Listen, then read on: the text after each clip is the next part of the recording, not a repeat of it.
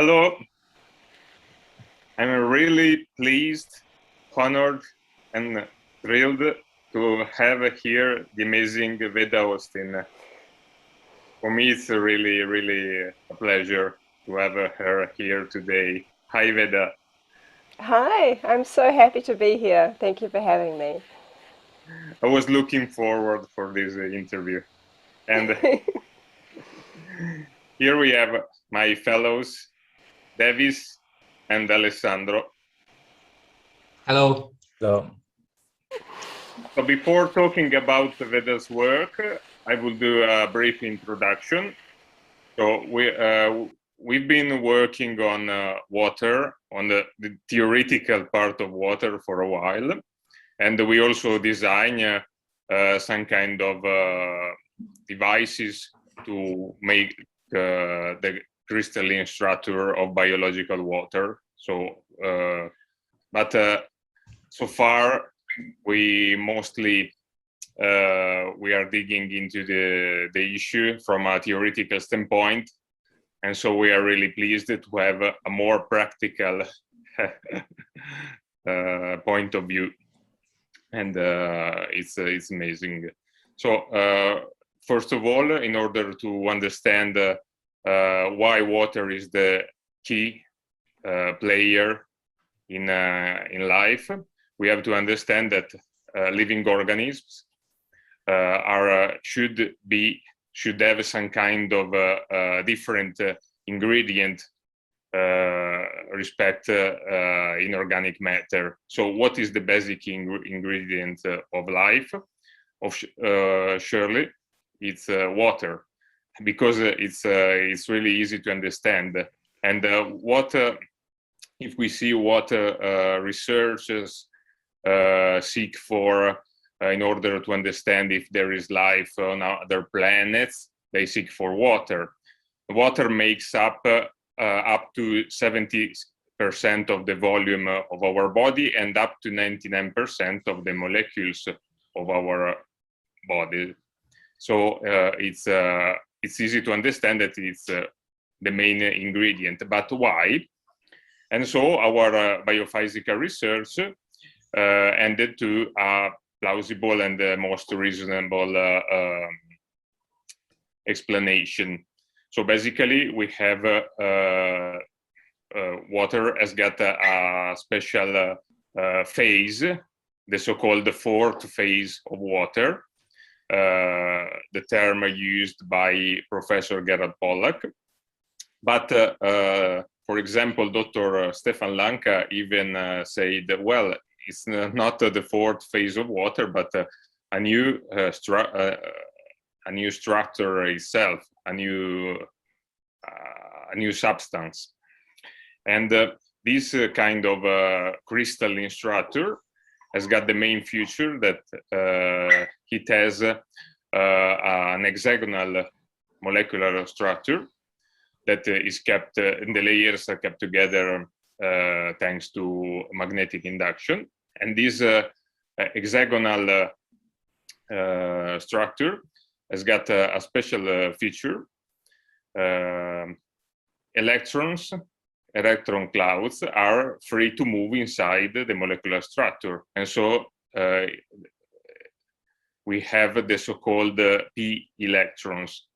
Indeed, the special water is also called p water. And these kind of electrons allow to the molecular structure of water to behave like a ring antenna. And so it's able to receive, store, modulate, and transmit information from the environment in terms of electromagnetic information and sounds. So we can pick up information, so we can pick up feelings, emotions, words, music, and all sounds and electromagnetic fields from the environment, and receive them and transmit energy and information within the tissues of our bodies. And so we can have a coherent organization of living structures or living tissues that should have a highly organized dynamics, highly ordered in space and time, because we have different molecules. We have a hybrid of molecules inside of our tissue, and they have to interact between each other in a highly ordinated way. Otherwise, we will be like a rock or other inorganic matter. So the crucial point is that water is a ring antenna that translates external stimuli into biological outcomes. So this information can stabilize or disrupt our physiological processes like protein synthesis and folding and so on and so forth. So this phase of water is also present in normal liquid water. So we could have the same outcomes. So we have to use special tricks that you will explain how to use them for understanding the collective behavior of molecules. Inside the living organisms, it's far easier because we have hydrophilic surfaces, so the so-called easy water can extend the coherence up to hundreds of microns. So we are gonna have a mesoscopic coherent dynamics inside living tissues. So after this brief introduction, and after we understood that water is a ring antenna, also demonstrated by the work of Nobel Prize Luc Montagnier with the help of Italian researchers like Emilio Del Giudice and this team. So we can move to a more practical aspect, because here theory is very good, but without practice is utterly useless. And here it comes, I've been amazed to find your work, because you are the perfect, you represent the perfect outcome in terms of the practical aspect of this. We can translate it into facts and not just theories. So if you can give us a brief overview of your journey, how did you get here? How did I get to the work that I'm doing now, you mean? Yeah. And how, so if you started from a theoretical standpoint, or if you started from some kind intuition or some other thing? Well, people always ask me how I started this work with water. And one of the things I would always say is that we've always had relationships with water. We are bodies of water. The thing is, we don't see ourselves as bodies of water because we seem so solid. But we're only ever a cut away from liquid, or an emotion away from liquid, and so many other things away from liquid, and yet we think we're so solid. And we have relationships with other bodies of water all the time, like our family and our loved ones, etc., etc. And so always there is this real relationship with water that in these kind of containers of humans and animals and trees, and yet we don't really see it that way. And so for me, this work practically, so I work as a water researcher for the last, coming up to 9 years, but this all happened very organically for me, in that I was very curious looking at a few people's work. So there were 3 pioneering people that I was interested in, that inspired me to look further into researching this work for myself. So one of them, who many people have heard of, although the scientific community never embraced it all, but his work opened the doorway for people to see themselves as sensitive bodies of water that were impacted by thoughts in their environment and these kinds of things. And that's Masaru Emoto's work, where he really showed, sorry about all the beeping, I'm getting so many emails, but where he was really showing that things in contrast, like he exposed water to the word love, and he exposed water to the word hate. And you would see that the loving word showed beautiful crystals, where the word hate, the water structure as it began to froze didn't form structure or cohesive structure. Although, you know, that those were very extreme examples. And he also showed music in extreme. So classical music compared to heavy metal. And so the heavy metal didn't show very nice structures, whereas the classical music did. What always interested me is that I suspect whoever did the tests on the heavy metal really didn't like heavy metal, because I have done a huge number of crystallographic work using all different types of music. And water, I don't believe in any way is ever actually in judgment. I believe it's responding to the frequency of the music, of the sounds, of the beat of the instrument, and also it can interact with the person's conscious expression and feeling of how that music makes them feel. So the other person that inspired me a lot, and more so I think than Emoto, not that I'm not saying that Emoto's work is not high on the list of people who inspired me, but this man's name is Laurent Costa, and he's a French photographer, and he takes microscopic photographs of ice, much like Emoto did. But what his ethos prior to freezing or photographing the water at all was that he considered water to be like a teacher to him, a kind of spiritual teacher. And so he didn't want to experiment on water because he considered it to be a living being. And so for him, he simply invited water to share whatever it wanted.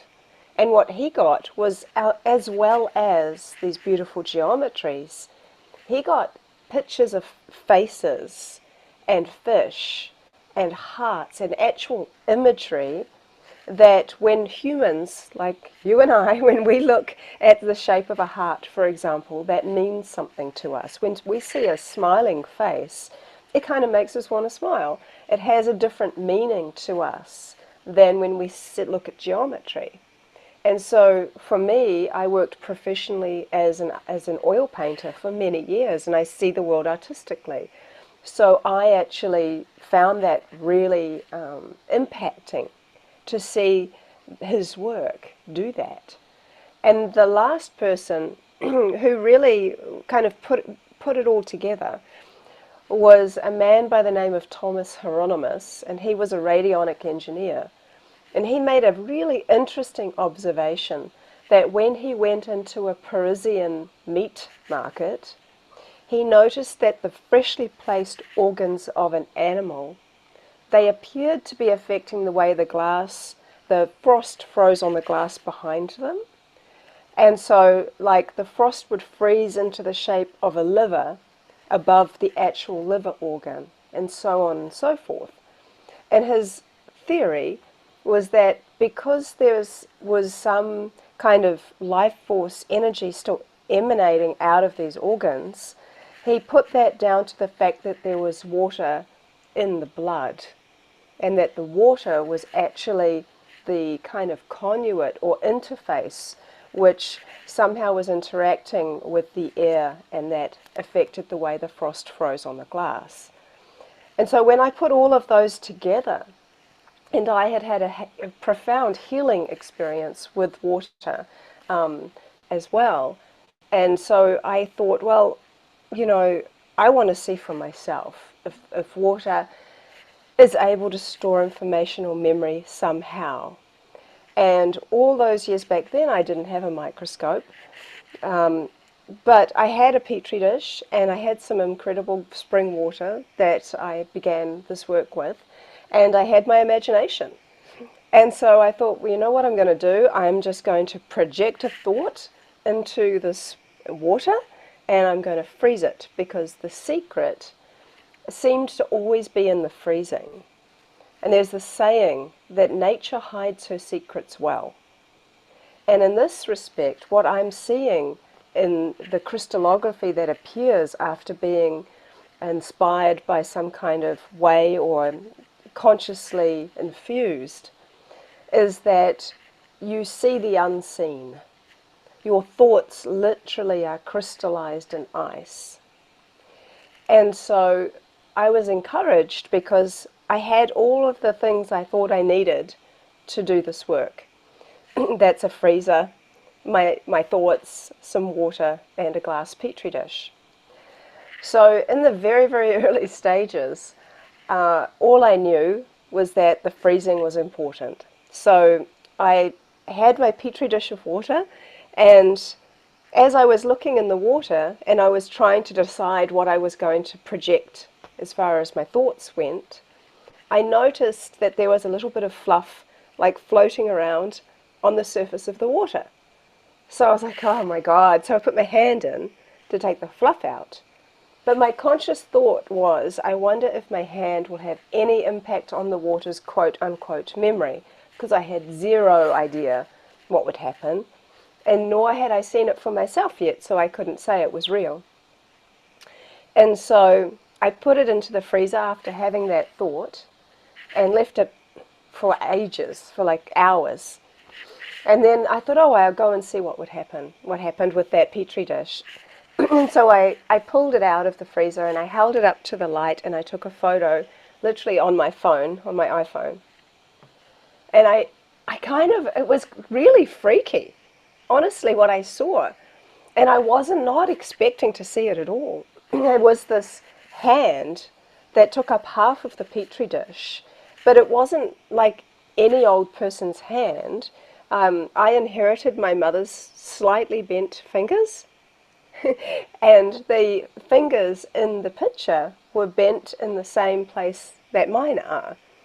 And it actually looked kind of like an X-ray of a hand, but it was an undeniable hand. And I went to my son, who was then probably only about 10, or maybe, no, younger than that, more like 5. And I said, hey, Rama, what does this picture look like to you? And he didn't know what I'd been doing. He had no idea what he was looking at. And he looked at me and he said, oh, it's a hand, Mum?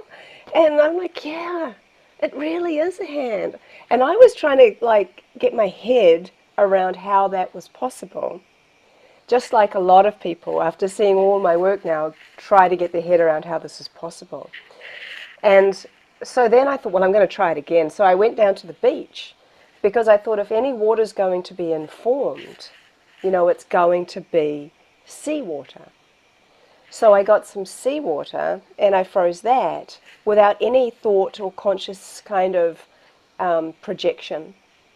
And I saw this fish with this incredible tail and a perfectly round eye and gills and scales, and I'm like, what is going on? My questioning mind was so blown away. And from then on, my household freezer literally became my most used appliance. And you'll have to excuse me, I've been a little bit sick, so my throat has been might be a bit raspy. And so, I was like, oh my God.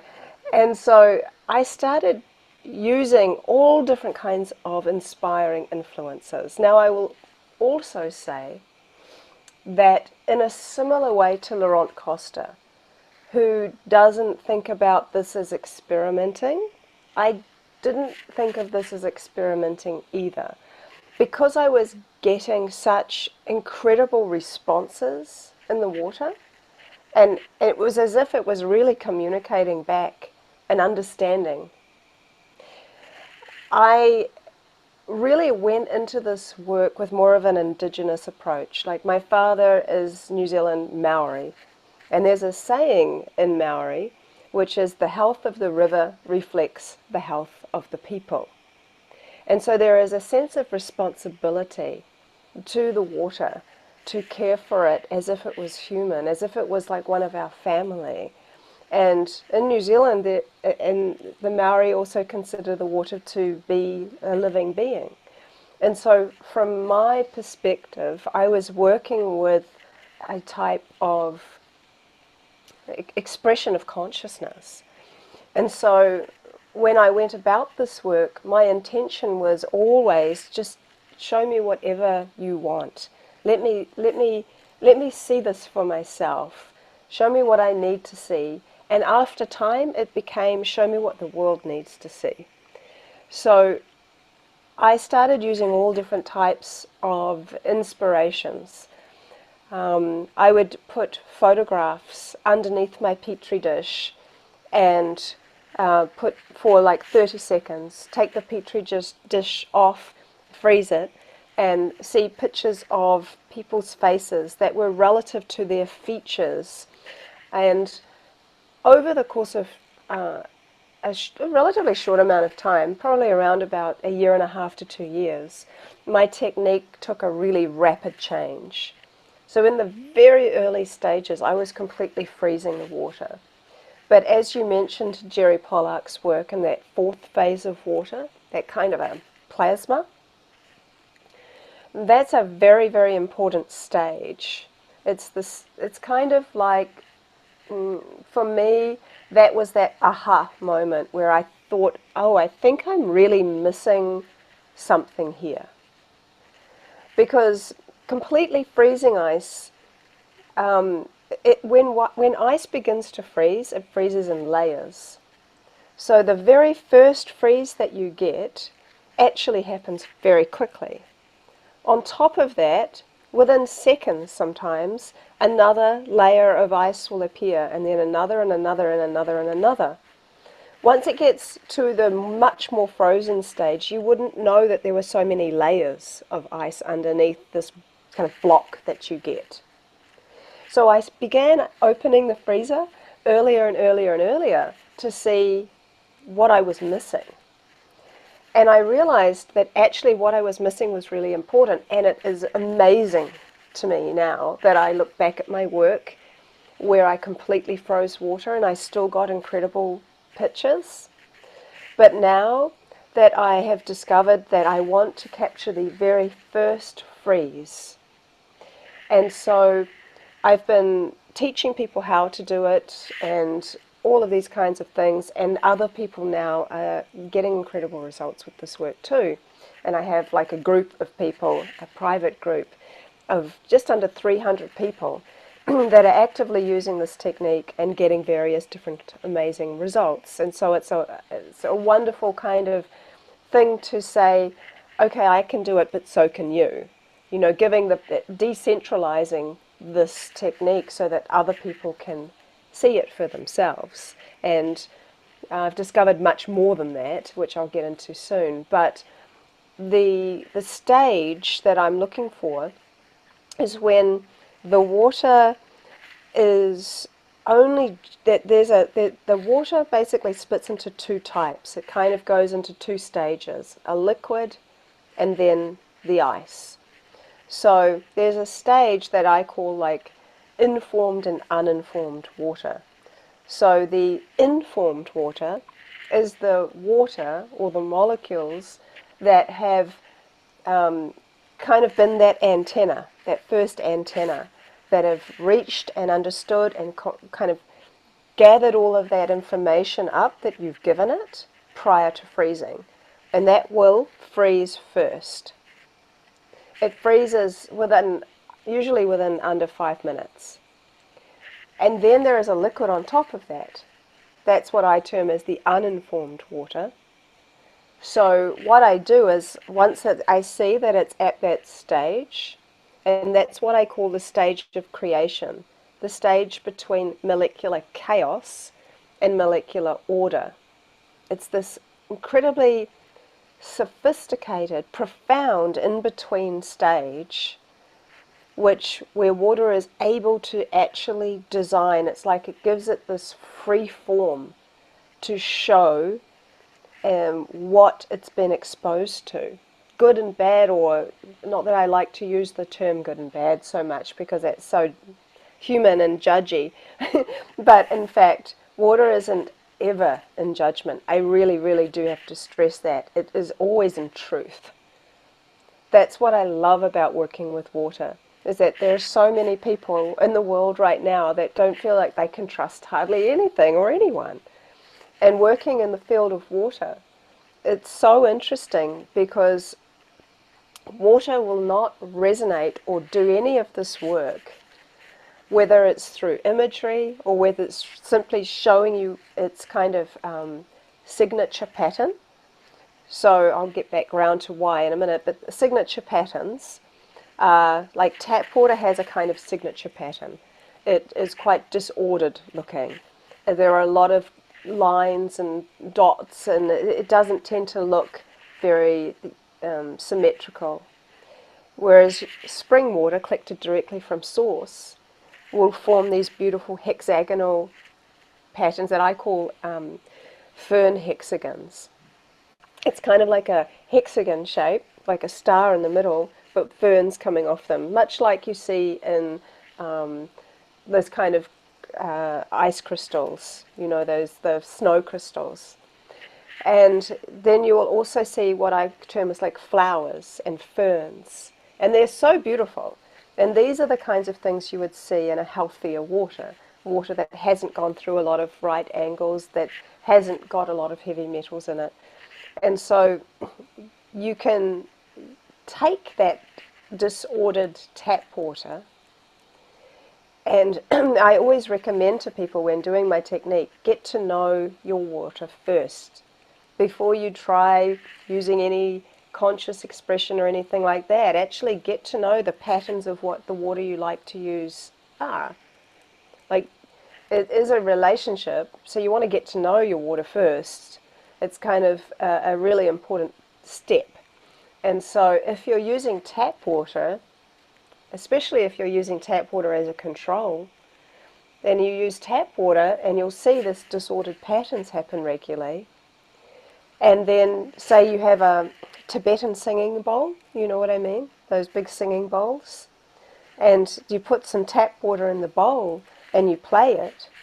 And then you take some of that water and then you freeze it using the technique and take photos. You'll see there's been a dramatic change in its structure.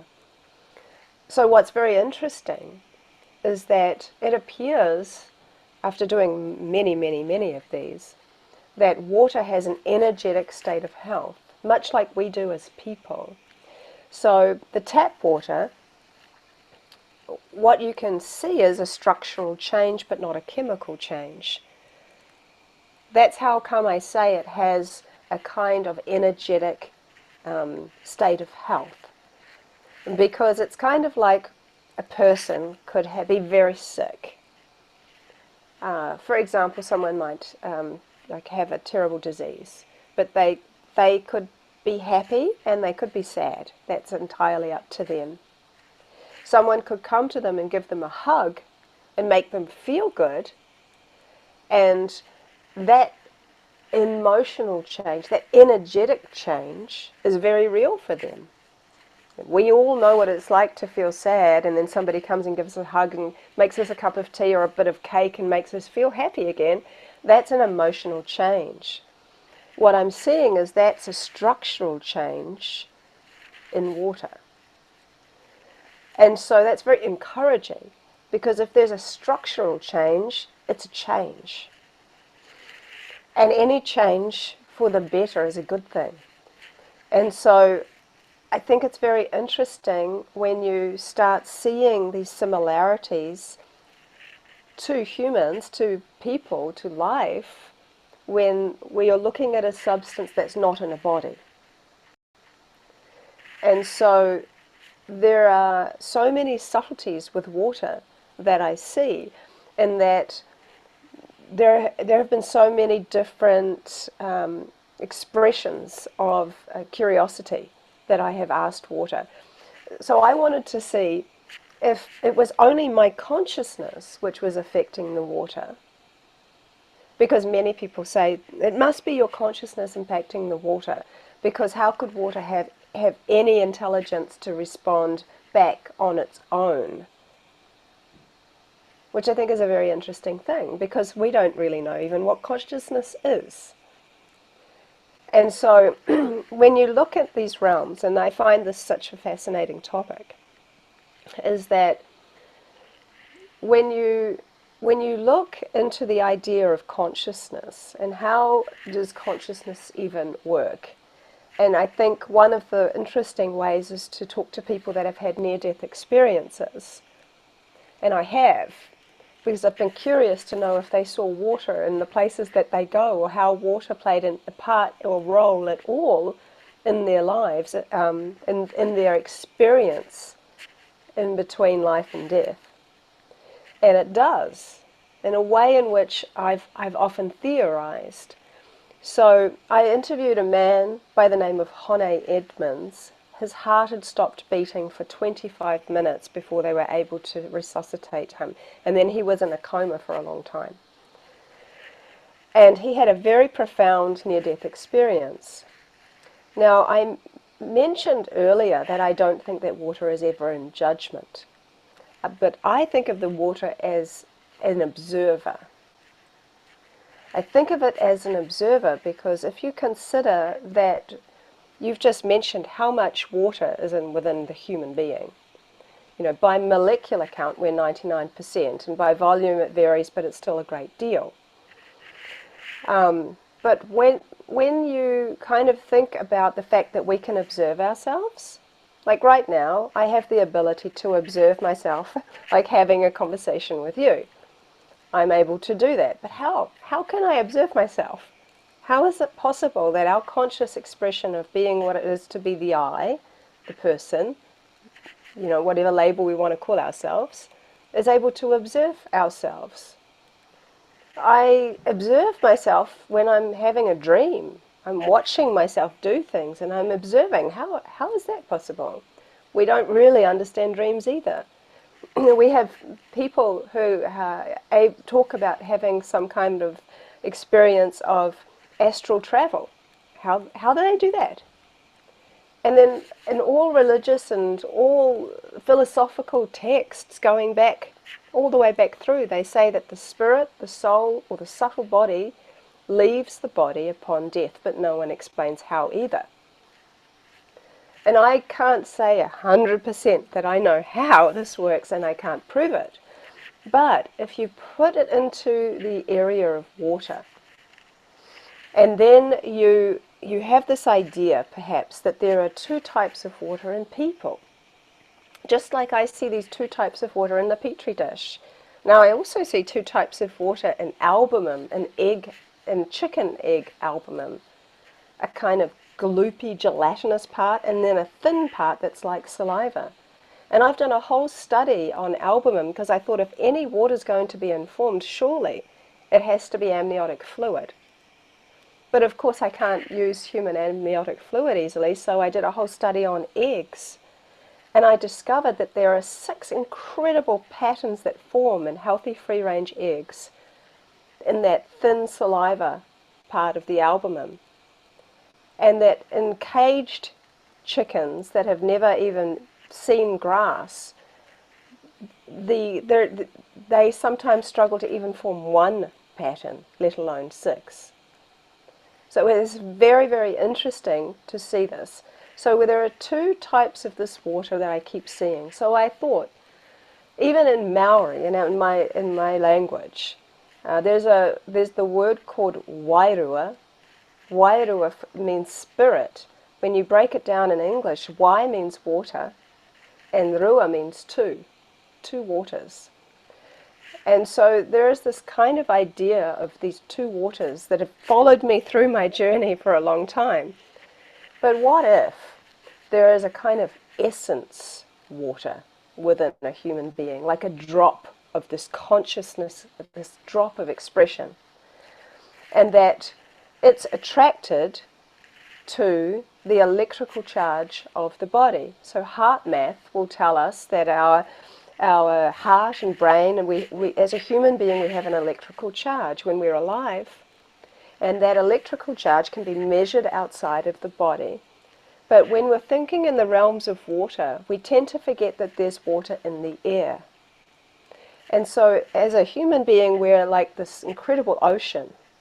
And we're not just fresh water, we're salt water, and salt is also electrical. And so we have this electrical charge in various different mediums. And so I think that the water in the air is also attracted to our electrical charge. And it's one of the ways in which we feel energy. And so it is kind of a way in which we have that extrasensory perception of feeling into a room. How does this room feel to me? How does the energy feel? How does this person feel? And so that essence water in the body is very, very sophisticated, I believe. It's this kind of conscious spirit or expression of consciousness. And so I think that as long as there is an electrical charge in the body, that is also the observer, which can kind of move in two places, inside and outside. It can bring information in and bring information out. And so it's that kind of a conscious expression which is able to be the observer, to also go through dream states and to come back into a body if a person isn't meant to die.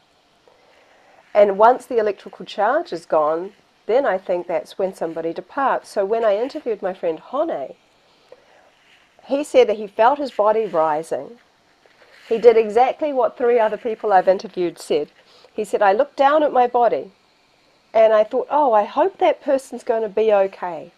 They had zero attachment to the physical body anymore, or of themselves as what they were attached to before. They became the observer of themselves. Then he said he went through this corridor, and there were some various other things that happened there, but I'll skip through. And then he said he came out into this kind of beautiful world, this beautiful kind of earth. And it had all of this beautiful spring water, this lovely mountains and snow. And anyway, his grandfather was there. And his grandfather and him ended up having a conversation, and he knew he had to go back to his body. And he really didn't want to go, but he had children and he couldn't leave them behind. And he said, no, I have to go back. And so he got down on his knees, and he told me he was in a subtle body. He said that his body looked kind of just white, but it wasn't like physical like this, but there was some kind of body, a light body. And so he said he got down on his knees and he started to cry. And he saw his tears splash on his grandfather's feet. And that really interested me, because even in this realm it appears tears were able to form. And I've always thought of this: if eyes are the windows to the soul, then tears are an expression of spirit. And tears are like emotion we can see and touch and taste. And so I found that so interesting, because it was in alignment with the idea that water is the observer. And so when you apply that outside of a physical body, and then you look at the ways in which water is always going back to source, just like we are in a way, then it's kind of like water outside of a body is kind of seemingly having an expression of awareness or observation. And so when you think about that, and you think about consciousness, then from my perspective, I've been working in this field of crystallography now for, like I said, nearly 9 years, and I have 36,000 photographs of water responding intelligently through both art and through what I'm now terming as something called hydroglyphs, which is actually a type of language, which people can go, oh my God, what is she talking about? But actually when you see the photos and you see how methodically I've been doing that work, it's really remarkable. So I started to, as I said, I've done a lot of different studies, and I did a lot on music, because the reason I did so many different genres of music to see how water might respond to music was because my son saw Emoto's work, and he came to me and he said, Mum, I don't really like listening to classical music. He said, I like rap. I want to listen to Tupac. You know, does that mean that water is like hating it? And I said, no, I don't think water's in judgment at all. So I went on this kind of thing where I wanted to just see all these genres. So I did some Tupac, I did Bob Marley, I did like classical music and chanting and drumming and electronic music and all of this. And it was fascinating. And I did a lot of repeat studies with music. And I've done a lot of repeat studies on a lot of different things, which I can talk about at another point. But what I observed was that water seems to like to use words likes words. So what I will say is water doesn't read words. Water reads the energy of a word, whether that's a spoken word, something from a song, or a written word. It's the same. Water's reading the energy of the intention. It's very interesting how that works and how the subtleties are so important. So I started to observe that, for example, if I played the sound Om, the universal sound of Om, water would design these circular patterns. And I did several of them to show that they all look very similar.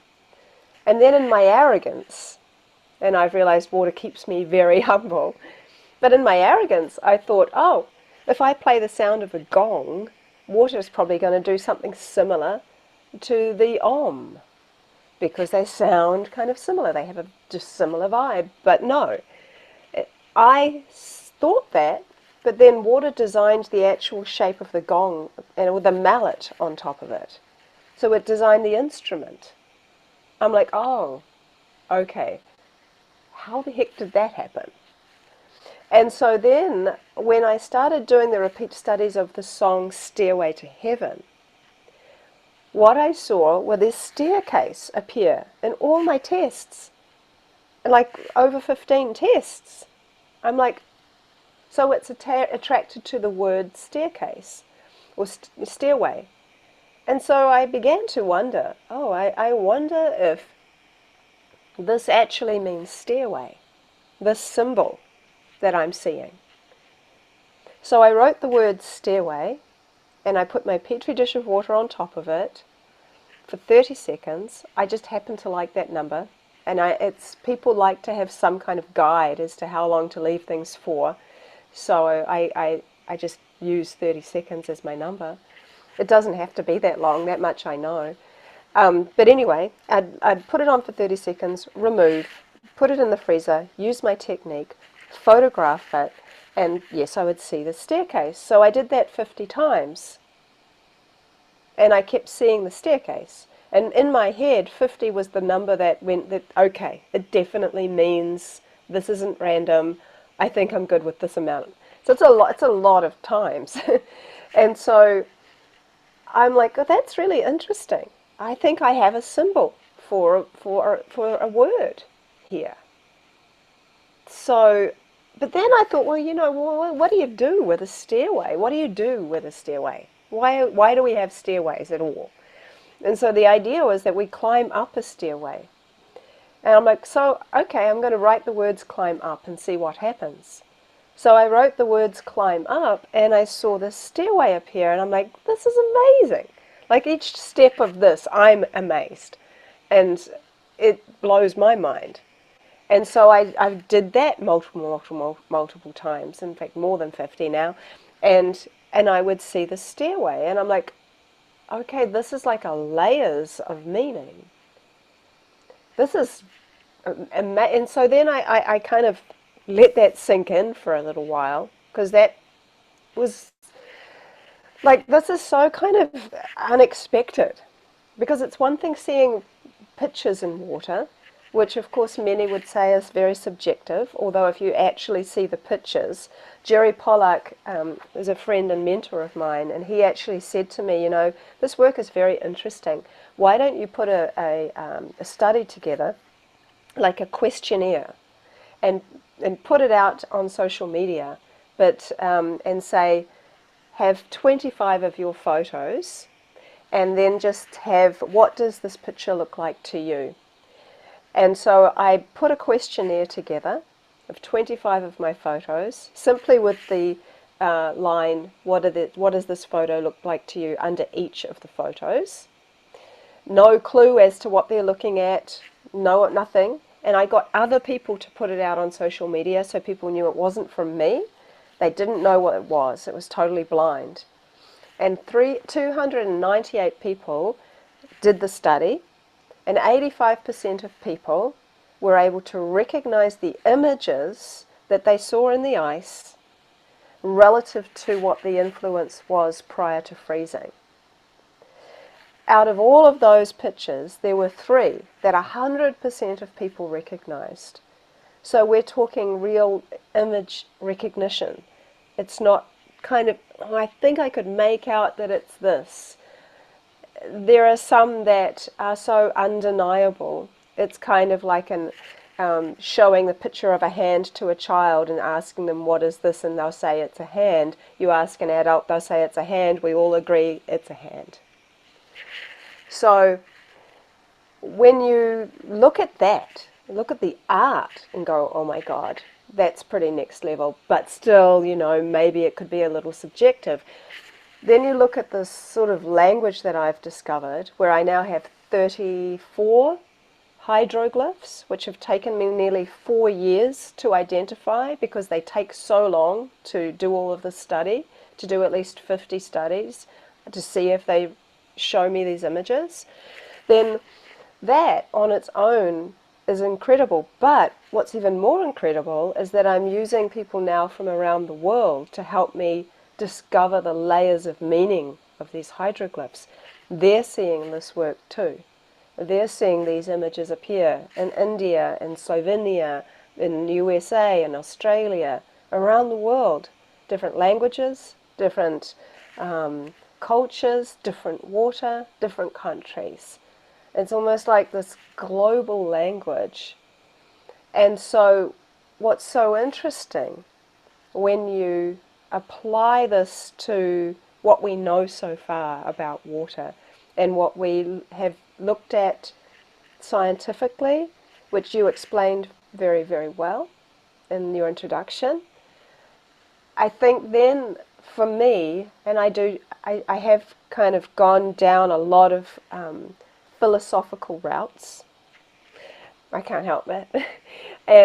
But to me, I do that because I've always been interested in those big questions we have as people, like what happens after you die? Why, you know, what is consciousness really? All these big things that we haven't been able to really decisively answer. I've been to India many times, and I've traveled the world. I've asked many people many questions, but the biggest questions I've ever had, I'm starting to see are answered by looking into the realm of water. And so what we know so far about water is really that we hardly know anything. And that, even for me, after all this study and all of those things I've discovered, I feel like an infant amongst gods, because I see how sophisticated this language is, and the repeatability, and just how incredible the layers of meaning are, and I don't even know what to do with it yet. I'm reaching out to people around the world going, I just need help with trying to understand how to make this work. At the moment, I'm busily putting together 64 examples of each word. I've done that for like 5. It's taking me a long time, because when I first began the work with hydroglyphs, I had no idea it was going to become such a big thing. And so I have 3 children, and you know, I work and I have all kinds of other things going on. So I would do the tests over the course of time. So often I wouldn't do them all in one go. I've only done that for like 2 or 3. So I would do 50 tests over the course of months. And in a way, I think that's even saying more that it's not random. Because if you use the same petri dish over and over again, you could potentially say, well, there's some information still left in the dish. It's, you know, I use glass. Glass is silica. Silica is a type of crystal, and crystals store information. You could say there's some homeopathic kind of way in which the water is storing the information. But, you know, I use new dishes and this kind of stuff. But when you do it over time, I think it suggests that it's even less random. It's just, it shows a consistency. And so because of that, I was very disorganized. I didn't put everything into folders. And so I have to go through 36,000 photos to go through, oh, I did this and this and this. And so it's taking me a little while. But I have got my hydroglyphs up, available for people. I can even show you what they look like now if you want, whatever you want. But, you know, I'm working on getting all of this, the examples together. So then the science world is kind of interested in that. So however that goes, I don't know. My intention really is to get people to connect to water again, to connect back to themselves. I think water really is just showing our divinity to us, and we don't always quite understand the significance of that, because we haven't yet fully understood our own full significance yet. One of the most challenging things I've found for so many people, especially adults, is to see how amazing they are. To be a mirror for how incredibly wonderful and beautiful they are. Because we're always looking to find fault with what's wrong with us, or what's wrong with other people, or what's wrong with the world. And we've got so used to that, that when water shows up and shows us something profound, and we might start to realize that it's actually reflecting us, it's almost hard for us to look at. Because people have got so used to seeing bad that when they see something amazing and they think, like for example, I have a man working with me right now helping me discover these layers of meaning. He's fortunate enough to live in a place that's freezing cold in Utah right now, and he's got these big round petri dishes, and they're huge. I use just 9 centimeter ones, but he's got these large ones, double the size. And he's able to put an intention into his petri dish and go outside and actually film it freezing outside in nature's freezer. And he sees hydroglyphs in there, which means it proves that it's not some freezer setting and the winds, the things blowing a certain way and making these shapes. He's seeing it happen in nature. He's seeing messages appear before his eyes. And so what's amazing about that is he says to me, and he's a farmer, he's a very humble man and a really lovely soul. And he's saying, I'm just trying to understand what this means, like what water's trying to say to me. And every time he keeps seeing what is the hydroglyph, which is the most amazing hieroglyph you can imagine, but the meaning is creation. And he's saying, like, why am I seeing this? And I said, perhaps water is reminding you that you are both the creator and the creation. Because we create every time we think about something and design something. We are creators in many ways. I'm not necessarily talking about from a godly perspective, but we are creators. And we are part of creation. And I said, how do you feel about the idea that water, especially the water from where you live, which is what he's using, is actually choosing you to design for? And maybe water is really a reflection of your inner divinity. And how does that make you feel, that it's showing up for you every day, designing like this in the most exquisite and beautiful ways, and that you're able to see that? And he said, you know, he's just in tears. He said, I knew I was special because we're all special in our own way. But how could I be that special? And that's the problem. We have forgotten that we are all that special. And water is able to show us that. Water is able to remind us of that because we are bodies of water. And water will tell us the truth. Because what I've discovered is if I am stupid enough to think it's a good idea to do crystallography after I've had a really rough day and I've been frustrated and stuck in traffic and the children are driving me crazy or something, and I go ahead and I try to do some crystallography, water won't design anything for me at all. So water is in fact working at a higher vibration. That's not because it's judging me for being frustrated. It simply doesn't align with that frequency. Water will easily design for me when I'm sad. It's full of compassion. But what's so interesting, I think, is that when water outside of the body comes into a body, it then aligns with all of that information of which our body has and stores. And patterns are the thing that I observe the most in water. But what we observe in people are patterns and patterns and patterns and patterns of behavior and thoughts and feelings. And so often we'd be surprised how many similar thoughts we're thinking now to what we thought yesterday and the day before and the day before. And I spoke to an Indigenous woman, and she said, that she could speak to bees and trees. They just happened to rhyme. And so she said that she was watching a beehive, and she watched all the bees flying around. And she was watching it for a long time, as she usually did. And she said a bee came out and said to her, in its own way, however it communicated to her, it said, "We don't mind you watching us or watching our hive, but could you not look at our hive for too long? Because your consciousness is putting too much light into our hive."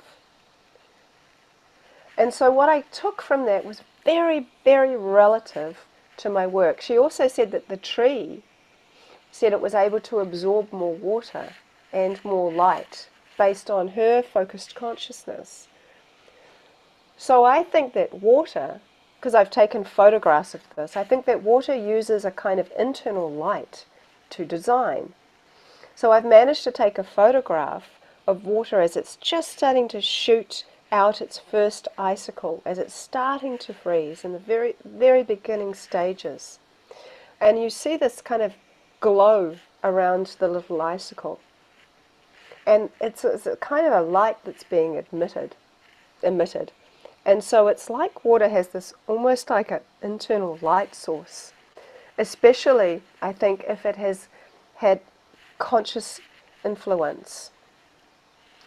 And so if our conscious mind is focused on the water, and if what the lady says is correct in some way, and that focused conscious awareness puts light into things, then the more light that water can absorb, the more information it can share. And so this kind of connection really makes sense to me with being able to see how much incredible imagery and crystalline architecture that I'm seeing in water, how sophisticated it is. But what if it's also the other way around? This work I'm talking about is really a relationship with a fluid expression of consciousness, in that if my consciousness is actually like a drop within this body, and the two types of water I was talking about is that drop of consciousness, and then the water that flows through us, hydrates ourselves, all these different kind of processes. What if that essence water inside of our body goes from that liquid state to a kind of vibrational vapor upon death, which would explain that kind of feeling when people say they feel spirit, it always feels cold, because when a gas expands, it cools.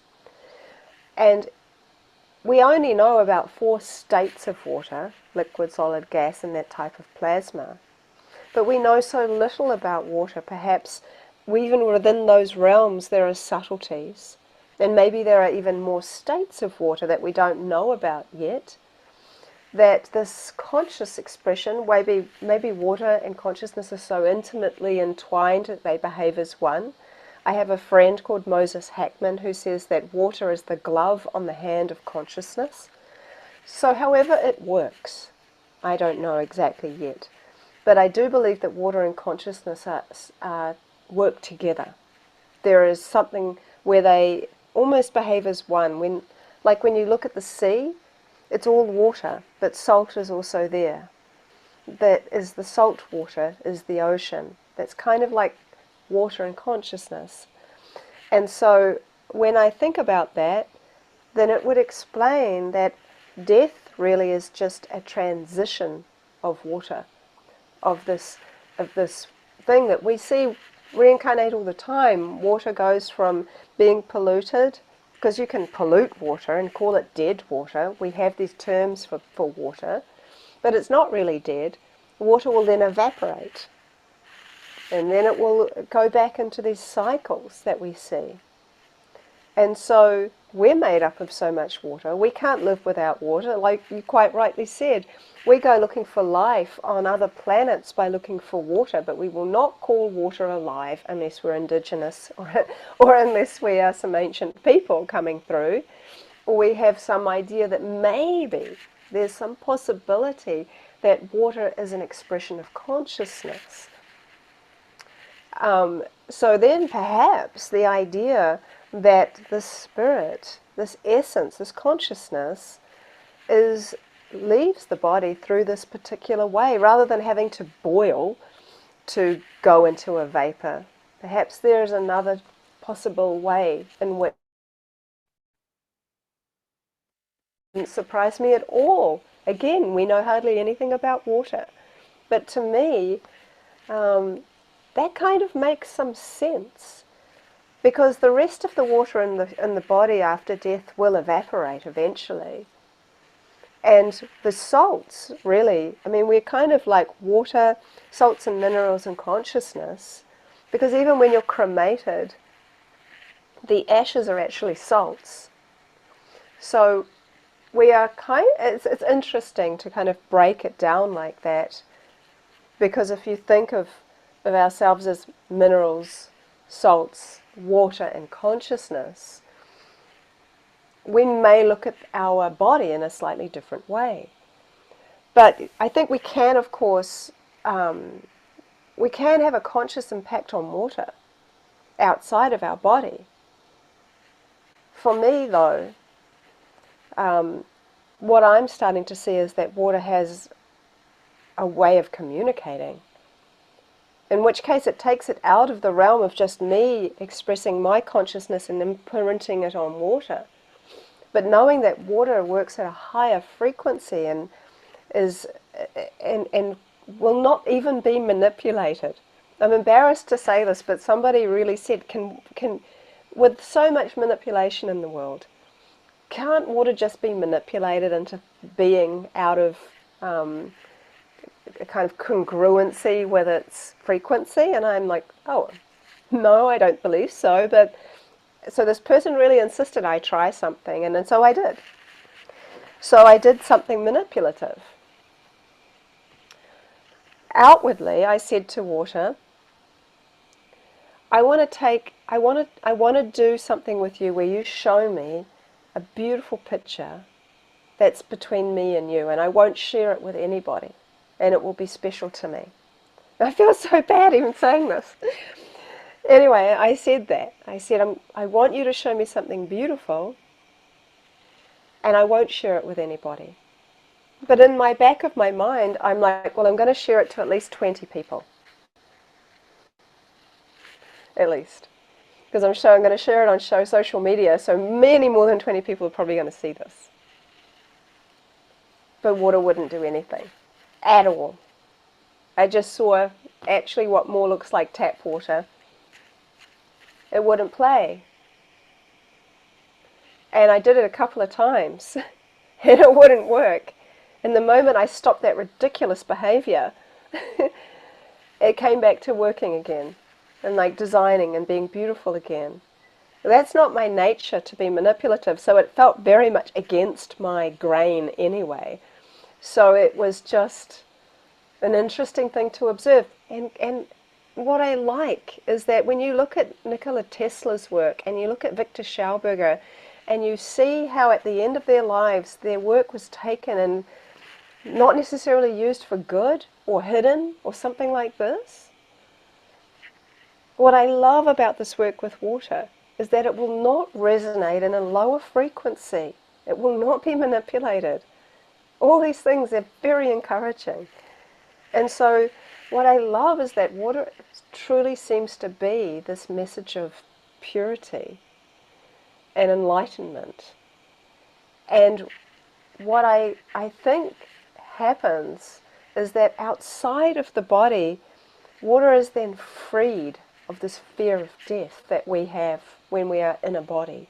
We're very, very much just in this place of, I want to protect this body always, and I'm afraid of losing this physical body, which is our fight and flight, which is very natural. Of course, we are here for a purpose, and we don't want this body to die. We're going to protect ourselves.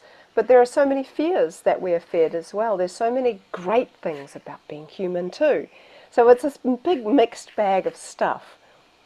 But when water is let go of the body, when we release it, it goes back into a wild kind of space of observing without judgment. But as in a human body, there's a lot of judgment that happens. I'm sure a lot of us don't mean to be so judgmental, but we tend to judge things even without realizing it. This is wrong, this is right, she's right, I'm right, she's wrong. We have this contrast going on all the time. So when water is outside of a body, it's in a very different energetic. So that's why I feel very confident with working in this realm with water, that really it's communicating with the most divine part of us. That's the part, the connecting part. And so I've been invited to do a lot of different work on seeing if different water structuring devices like vortexing machines and different kinds of things can change the structures of water. And they absolutely can. I mentioned that I've spent some time in India, and I observed something really, really interesting. I went out to the villages, and I stayed in the village, and they have got very poor water supply there. I mean, obviously, a lot of third world countries, it's not about like, what kind of water shall I drink, but what water can I drink? And so there is that understanding that they need to have clean water. And I saw these ladies like around a big water pump, and one lady was dressed up in this red sari, which is usually the sari kind of color you would get married in. It was very fancy. And I'm like, oh. And so in their little village, I had someone who translated, and they said, well, they're very poor, but always there's one lady that's been married, and they usually have a fancy sari that's made of silk. So she will bring her sari, and sometimes she'll dress in it, and sometimes she'll just bring it, and they'll use the silk sari as a filter. And they actually let the water filter through the silk, and they'll either do one layer or 3 layers of filtering it through the silk. And it's a way in which they have been able to get the water to be cleaner, which is in complete alignment with what Rudolf Steiner recommends too. He says if you actually see the difference of how water that's filtered through silk looks compared to when it hasn't been, you'd be surprised. And I've done that myself, and I've seen remarkable changes. And even Jerry Pollack has said that when it's some new work, so I probably shouldn't say too much, but essentially it appears to be a positive effect, water next to silk. And so, I look at all of these things, and I'm thinking that when we've put water through so much to come out of our tap, you know, it's gone through so many right angles, it's gone through so much piping, it's gone through all of this, then of course it's got this disordered look when you freeze it. But even when I've put water next to a 5G tower, I've used spring water in its pristine state, which looks like one giant fern hexagon in the petri dish, and left it there for 15 minutes, and it also had one that was left there for 30 minutes, and seen an absolute destruction of the structures. You know, it's interesting to imagine that we have that is such devastation for water. But at the same time, I've been able to use some of these, a couple of people's devices that include having shungite in them, the natural crystal shungite, and it actually stopped the water from being quite so bad after I did that again. So it's kind of, and I've used ones where I've just used a Wi-Fi router, and I've put water by the Wi-Fi router and seen it be quite hurt, I suppose, if you want to use that word, or structurally not sound, and then used a device that meant to help with that EMF, and it has made some difference. The water has actually been able to form structures. So there are things that can help. And what is great about this work, I think, is it's so easy to test for yourself. So if you use tap water as your control and you have a some kind of restructuring device, you're able to then use that device and then freeze the water and see for yourself what differences it made. For someone that just wants to see if their conscious expression has made a difference, especially for people that do natural healing, who have only ever been able to have word of mouth, really, it's very difficult to prove that energy healing works outside of people saying, I'm fixed, I'm better, I'm well, this person healed me, is that you can put your hands over the water, especially if you use tap water as your control, because it's the most, tends to be very consistently disordered. Put your hands over it, use Reiki energy or Qigong or whatever, and then freeze it and see what changes structurally it's made. You know, it's a very simple thing, and everybody can do it. It's a very decentralized way I've done it so that people can see it's not just me. I mean, I do have a special relationship with water, but we all do, because we don't realize it because we don't recognize ourselves as bodies of water yet. Not really. Even though when we look at our eyes, our eye lens is 99% highly ordered structured water. It's the only thing on the body, if we keep our mouth closed, that we can see that we're liquid. We're sophisticated, highly ordered crystalline beings of water. And so it's important, even down to what was the last word you said when you're about to drink water. Because what I've done is I've actually frozen saliva after saying something. And I've seen evidence to prove that even in the saliva there is memory held there. And so one of the examples of that was that I was talking about the number 8 to someone. It's a long story I won't get into, but the last word I said was 8, and then I very unladylike, I spat into a dish and I froze it. And usually what you'll find is when you freeze saliva, it freezes in bubbles. There's lots of bubbles and there's some liquid. So in one of the bubbles was like a stamp of an 8. It was like a perfect 8. And in the study, that I put out for the 25 people to recognize all of the different pictures, one of them was that. And that was the one where 100% of people said it looked like an 8. So when you kind of look at all of that, and then you think, well, what was the last word I spoke before I drink water? Because that is the environment that you are resonating in when that water enters your mouth and touches your saliva and becomes in touch with you in that physical way. So that's, I think, one of the significance, shows some of the significance of saying a prayer before you eat, or being consciously minded at very least before you drink or eat food, because your saliva holds a lot of information. So rather than, what can this water do for me, I often think more, what environment do I want to give the water that is entering my body? It's a very intimate thing when we think about what we do with food and drink. We put something in our mouth and we literally take it inside of us.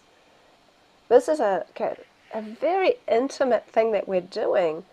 So if we love it, like I feel like every time I drink water, we're becoming one another. And this expression of consciousness outside of me, if I'm as open and free moving and free thinking and free hearted as I can be, then I can be more like that water that's coming inside of me, and I'm inviting inside of me. I can be more of that. It is literally like liquid consciousness coming through. And we have filters in our body. We have physical filters and we have emotional filters. And the more our emotional filters are up, the more hard the water has to work, I think, to kind of come into that its full expression. And so, it's a very interesting thing to observe. Something I think as well, I'll add in, is that whenever I do workshops and things, I get to meet a lot of people. And my children have always been really attracted to eating the ice after it's come out of the freezer and after something looks really beautiful, especially my daughter. And she'll go in there and she's like, "Mummy, can I eat the ice?" And I'm like, "I guess, if you want to." And so I spoke about that on a workshop, and this other lady said, "Oh, my children do that too." And then the other day a man told me the same thing. So all these children around the world, without any prompting, are eating this ice. I'm thinking, wow, that's really interesting. They must know something we don't, because children have less of those emotional filters than adults. And so I'm like, huh. And so my partner has been doing a study where he's been doing this technique, and he's been writing different words of plant medicines, like ayahuasca, and the chemicals that come from things like DMT, ibogaine, these different things. And what's very, very interesting is that after he's been doing the crystallography and photographing them, and he's got some amazing results which he'll share later, he's been eating the ice.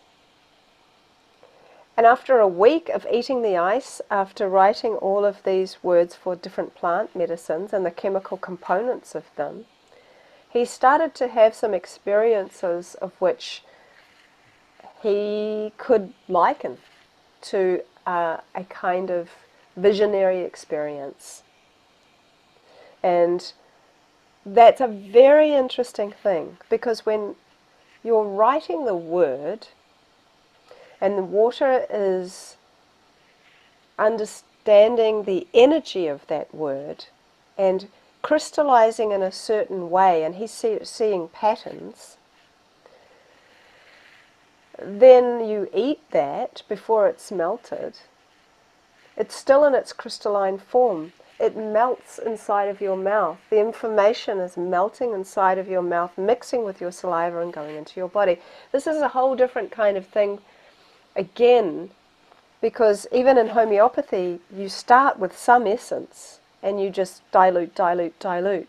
But here you're starting with the essence of the energy of a word. It's incredible. And so where that goes, I don't know, but I'd be interested in taking that somewhere further. But children knew that. The children around the world knew about that before we did.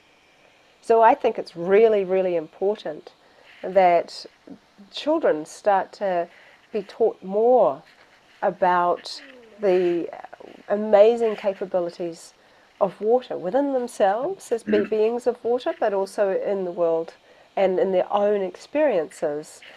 I teach in schools sometimes. Prior to COVID, I'd go in and I'd mix a water science project with an art project, and each child would be given their own bottle of water, and they would take a sip, so their information was mixed with the water, and then they would write what their name was and what they were thinking about when they drank the water, because I told them to think of something that they liked. And then I said, you can drop a few bits of colour in there if you want, natural colours. And then I would basically freeze all their samples and take photographs and donate them to the school. But what they saw were these amazing images of what they were thinking about. What they saw were like pictures of their grandma, pictures of guinea pigs, and pictures of their pets and things that they liked. And one boy just wrote energy, and he saw this thing that looked like a vortex in the ice. So really incredible when you start working with children and opening up and kind of putting it into the realm of art and consciousness and science, like a big kind of blend, and it just curiosity. And so I always say to people that think this is absolute rubbish and like, how is this possible? It's like, rather than completely dismiss it, at the very least, try it for yourself. And try at the very least to stay curious, because your negativity is going to make an impact. But also, if you look at it as art, the beauty of being an artist and the beauty of sharing art with the world is that people aren't there to necessarily break it apart. They're there to see what it means to them. What does that art piece mean to me? It makes you imagine all the different things that is there, even in abstract. It's like, oh, that color there and makes me feel this, or it kind of looks like this. There's a curiosity around art. We're all attracted to beauty in different ways, or to expression in different ways. And this is exactly what water is showing us. And so that's why I think that the realm in which I work is a threefold of science, art, and consciousness. There's an interweave of all of them. I've spoken a lot, but I hope that that's been somewhat helpful, and I'm happy to talk further. That's absolutely mind-blowing and amazing. And you almost replied to all of our, almost all of our doubts. And what you said is perfectly in tune with our studies and our perspective, since starting from the ancestral wisdom of traditional cultures and children, and so on and so forth, they more or less consciously know what is going on here with water. So, for example, traditional Chinese says the qi flows with intention. So it comes out again the same perspective. And then it's perfectly in line with the structuring of water with vortex. If you vortex water, because the spinning of the electrons in the structure, which are vortices, is a basic feature of the field, a new kind of field in physics, so the unified field theory, that the vortex physics. So it perfectly matches with that. And then, for example, I also loved when you talked about the near-death experience, and when you go outside the body, and it perfectly fits with the vision of some kind of fractal and holographic features of the universe. Because also water stratus can do that through the hexagonal stratus with ring electrons. That so, for example, it's used.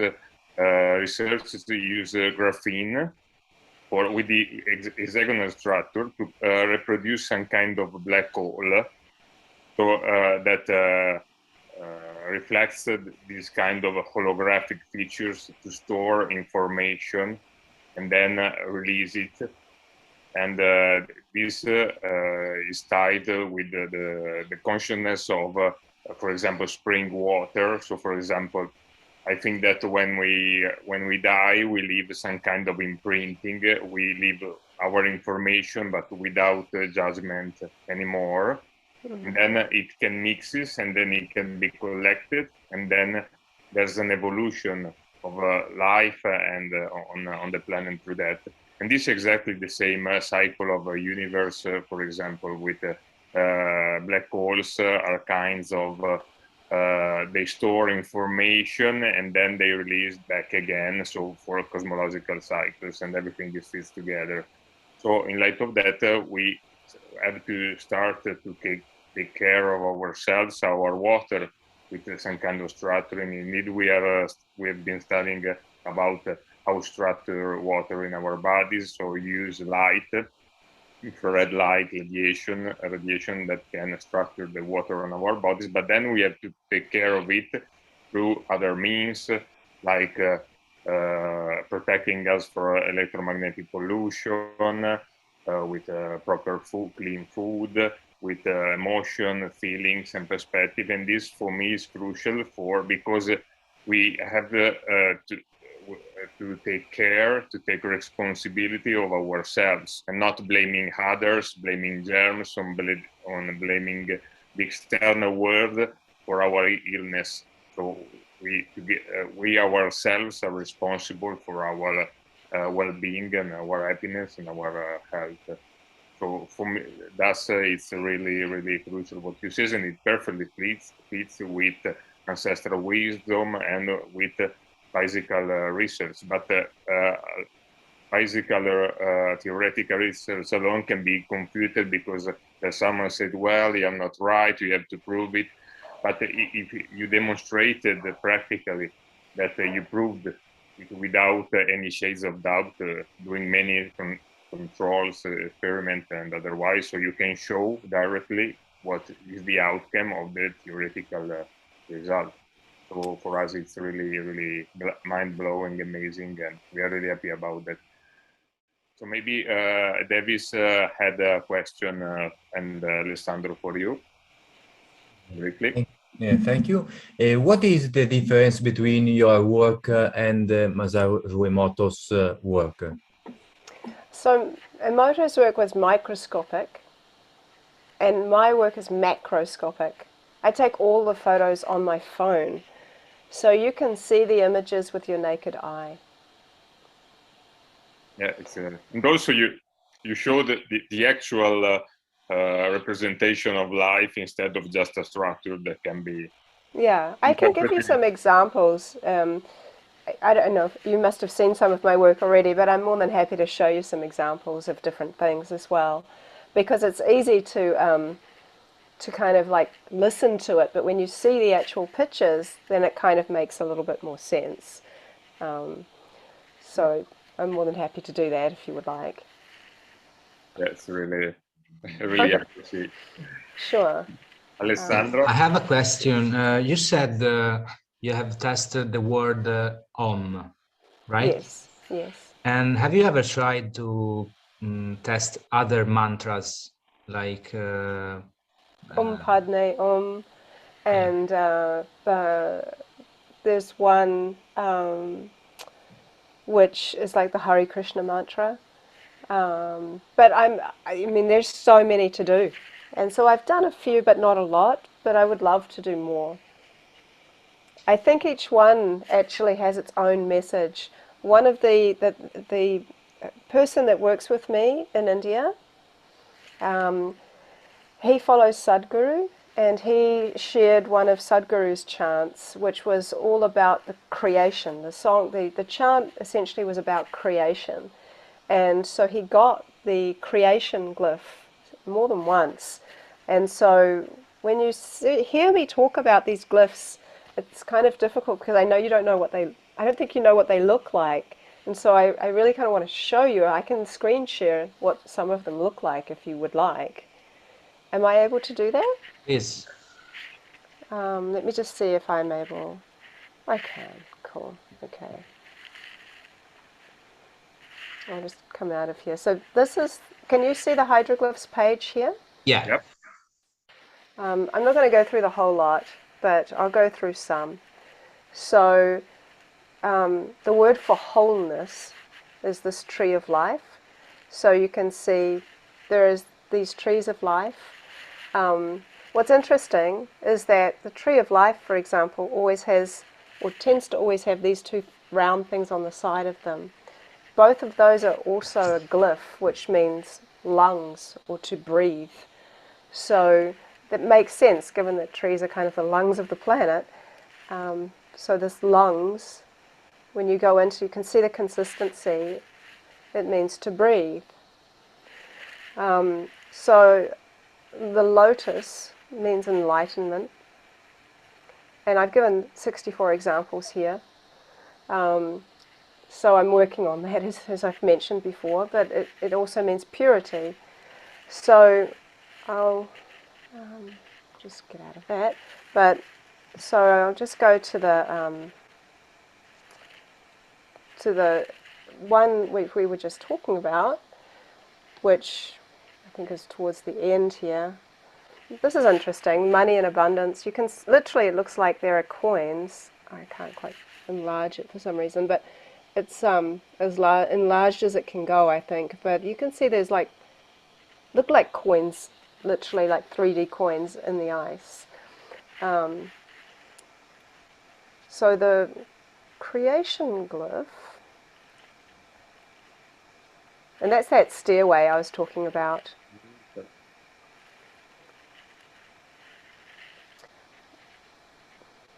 And I liken it to something in nature. I like to do that. This is an interesting one because I had a cell biologist on one of my workshops the other day, and she saw this and she said it looks so much like a dead cell with the black in the middle. And it's, the meaning is infection. Obviously I have a lot here, but we're nearly there. So you don't need any particular equipment to do this? You need a petri dish. I always suggest glass. You need water, and you need a freezer, a household freezer. And you just need to know the stage between that you're looking for, because each person's freezer setting is slightly different, and so it will vary. The timing is going to vary for each person, which is why I teach people in workshops. But you can get the how-to guide. I'll send it to you all, the how to do it. So this is the creation glyph. So this takes up the whole petri dish.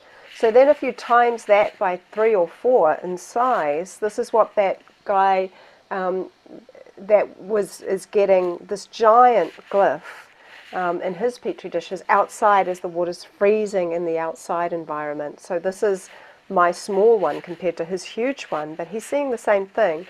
And this is also what Bhargav got, my friend in India got, for the chant of creation. So you kind of see this interesting patterning that goes on there. It's called, I call it the seed glyph sometimes, because it's got these seeds and then this fire kind of waves coming out. Now what's really interesting is if we go past this, you'll get and see here. This is interesting. So this is the 4 stages of the creation glyph that I've discovered.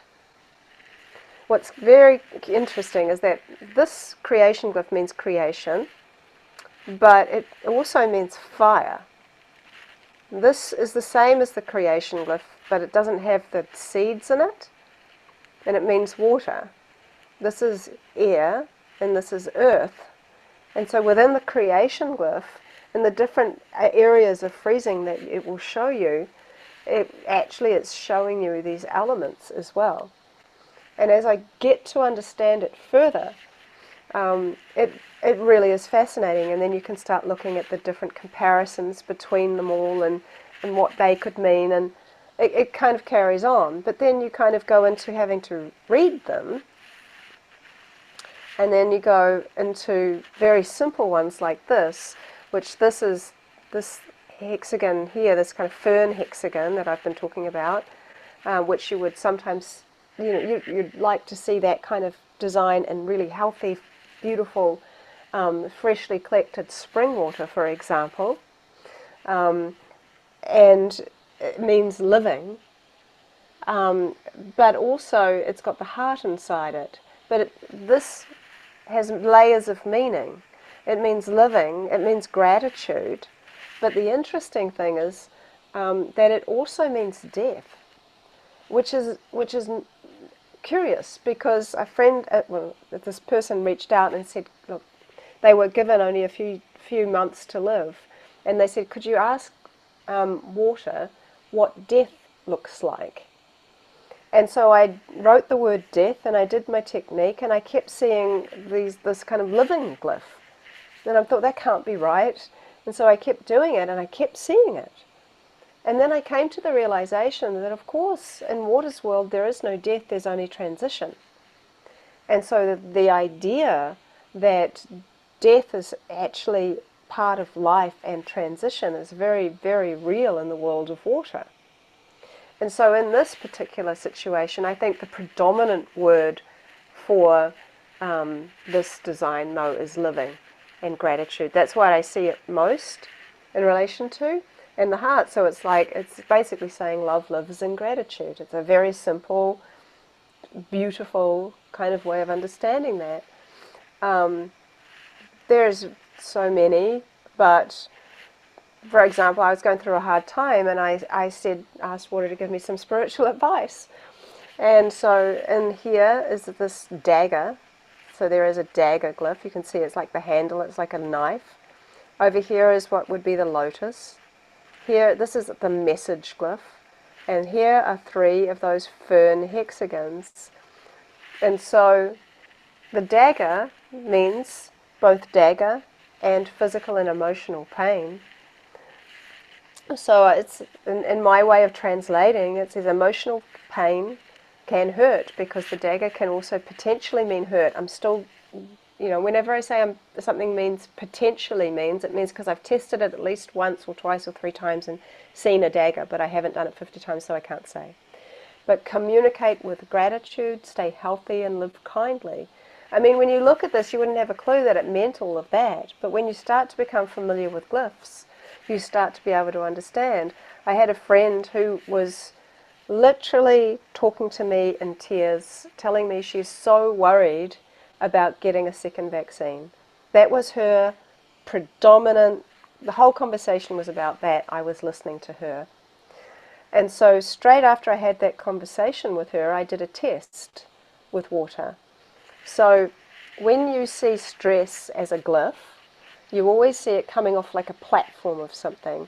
So stress is basically spikes, and water tends to form spikes organically, but usually it will form them and then turn into something else, whereas this is a platform with spikes coming off it. This empty star means to imagine or to think about, and these 2 needles, they're the pharmaceutical glyph. And so I will tell you, and as I mentioned it in the Terrain movie, I tested the word for pharmaceutical prior to COVID. So when you read it, is basically saying stress about thinking about the second vaccine. It couldn't be much clearer. So, I mean, it can go on and on. It's very sophisticated. But then if you go into, for example, this is, actually, since you were so interested in the egg, this is what the egg white study that I've done is like. So this is pattern 1 that I see, which I've called the volcano. This is simply freezing that thin saliva like albumin of the egg for around about 8 to 10 minutes. This is not with intention or anything. This is just what I've observed. Then you see this feathering, which is obviously akin to birds, these feathers. Then you see this weaving, which is incredibly sophisticated. These flowers. And the different colours tend to come through from different backgrounds because it's a thin layer. And then the star hexagons, they're quite small. So then this is what healthy free-range eggs might look like. But this is what caged eggs look like in the albumin. So you can see it's making an effort, but it hasn't got there. And then when you're looking at water as art, this is just a small selection of things. Now this is a very interesting picture right here. So I've used books, like basically any book. And there was a book I was using, which back in New Zealand, it was just a book of all of birds, different birds. And so I got a piece of paper and say I have an open book, and so there was a picture of an owl. So I put the paper halfway over the owl's face and then put my petri dish on it, so the actual half was covered. So the paper was halfway over the owl's face, and I put my petri dish of water on that, so it didn't actually see or be in touch with the other side of the owl's face. And it gave me the other side. So when it comes to the art of water, then you can see the dolphin, the seal, the whale and the squid. This looks incredible. The shrimp, the octopus, the fish. This was that fish picture I got from the sea. The whale. But you can see that, the starfish. And this is unusual, because this only has 5 points. Normally, whenever you would see water design in any kind of shape like that, it's going to have 6. It's going to be 6 sides. So what's so fascinating about this, it looks like an etching. It was so funny, I went to this cafe back in New Zealand, and I go there a lot, and I saw this schnauzer dog, and he was drinking out of a dog bowl, because they have this dog bowl that they leave out for thirsty dogs. And so I said to the waitress, do you think I could get some of that leftover dog bowl water in a takeaway cup? And so she gave me a takeaway cup, and I scooped some out, and I froze it, and I got this dog that looked like the dog that drank from the water. And so this is from the word mountain lion. My cat simply was like watching me do some work with water, and it literally formed into his face. This is, you can see the swan. This is like, in New Zealand we have something called a wood pigeon, and these pigeons have a bib, like a white bib of feathers that looks exactly like this. The buffalo, and then this is amazing. The reason this picture is amazing, although I haven't outlined it, it is in my book, but you can see the pig's mouth and snout and ears and eye. But there's another pig here. Here's his ear and his face.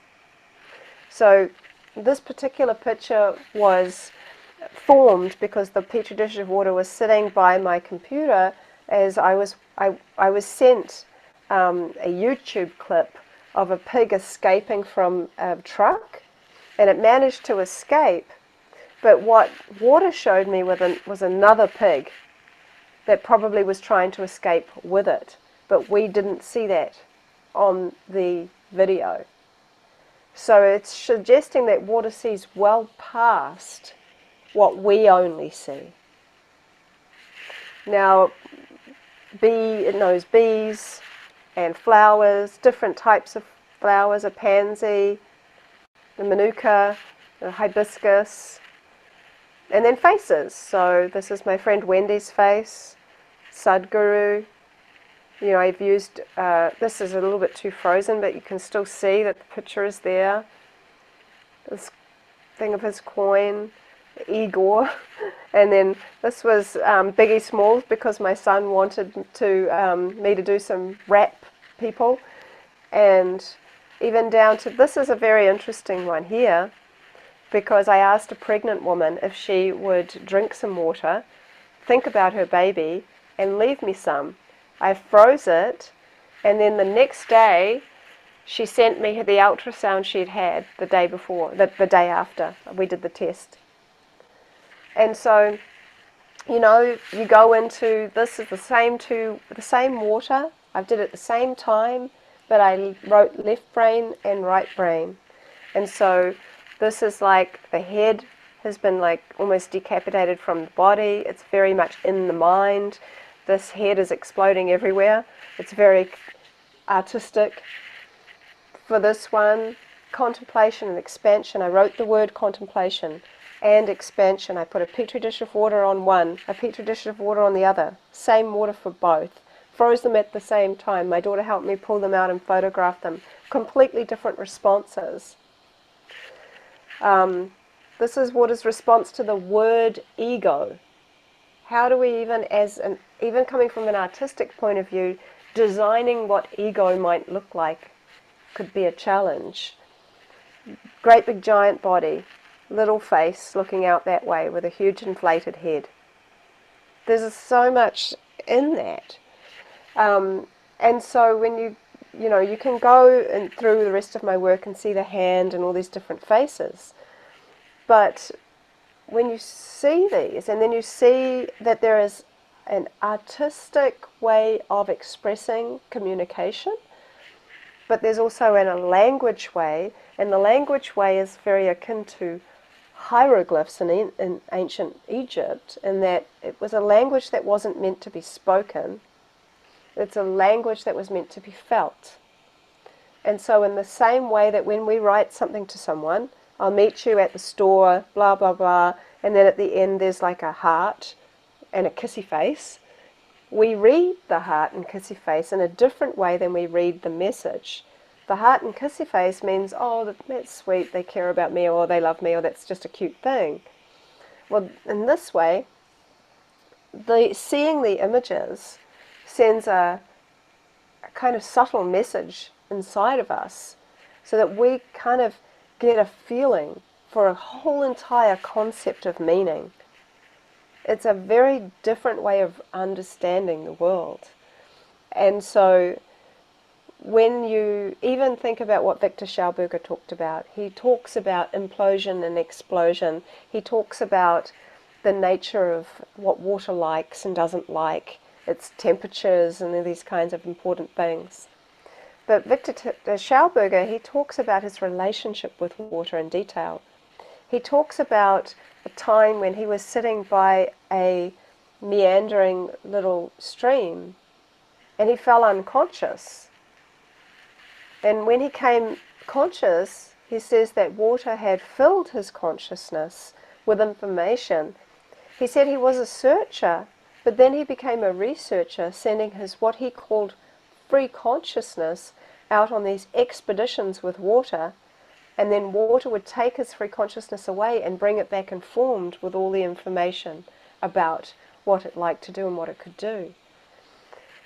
And as you start to kind of dive deeper into these realms of possibility and of your own personal potential, I think it really changes your life in really incredibly positive way. And it's something that literally can speak for itself. And it literally speaks for itself. So, you know, in those respects, I think that the realm of water is a realm in which I think should be taught much, much more in depth. We've degraded it in so many ways. In the old times, we would call water the waters, because we thought of it as like a living being, as a living thing. And then when plumbing came into being, and toilets, etc., were designed, we stopped calling water the waters and we started calling water water. And then in more modern times we tend to just go into like H2O. And I think there needs to be this kind of renaissance of what the remembering is of what it is to be a being of water. Because we're always taught we're so carbon-based, but if we kind of really look into it, we're so much water-based that we have kind of been a little bit misguided as to how incredibly powerful we are. And I'm not talking about the kind of power we come to understand as overpowering. I'm talking about the kind of power that turns lights on in people. This kind of incredible opportunity to be reflections of our innermost sanctum. And the innermost sanctum of who we are, I think, always tends to come back down to how much we've loved, what good memories we've left in other people, our conscious expression of what it is to be a kind of loving, conscious spirit, and very little else. You know, at the end of it all, we've got so complex as it is to be. It seems so complex to be a person, because we have so many complex thoughts, and we have always something going on in our mind, and even when we're asleep we tend to dream. We're so busy. But the most honest stuff comes out of the most simple stuff. I really think when you can simplify something down, and for it to just sort of make sense, and it resonates, and it just, everywhere you look, you can apply it to almost everything. It's like, okay, I think I get that. That makes sense to me. That feels right to me. But anything to do with water, we can't live without it. It's going to feel right to us, especially if we haven't had any for a day or 2 days. Water is going to feel really, really right for us. Why is that? Not just because we can't live without water, but because water is a source of life. And what is really life about? Why are we even here in the first place? To experience, yes. To love, yes. To leave something for someone else, yes. To be an amazing memory in the heart of this others, definitely. That's what we leave behind when we die. We leave memories in the heart of other people. We are memory bodies. We began this conversation, whenever it was, that's a memory now. Anyone looking at this, it's going to become a memory to them. What I had for dinner last night is a memory. You know, when I had my children, they're memories. Everything it is to be a person is all about collecting memories. This is what water is doing too. So it doesn't seem so far-fetched that water and consciousness work together.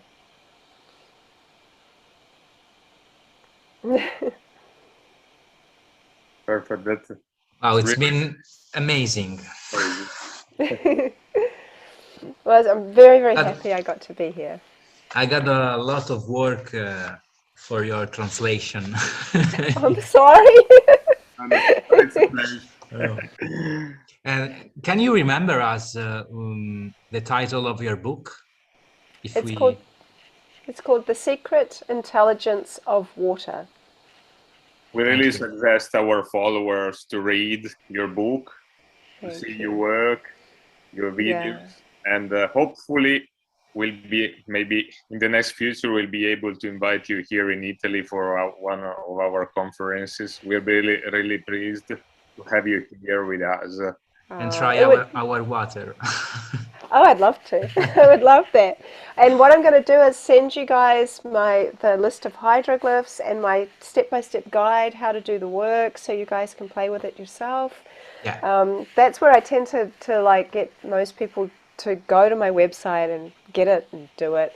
But I'd love to gift you all that. So feel free to share it with whoever you feel it most resonates with, if you would like to. It's totally up to you. Thank you. I have some ideas to test. Perfect.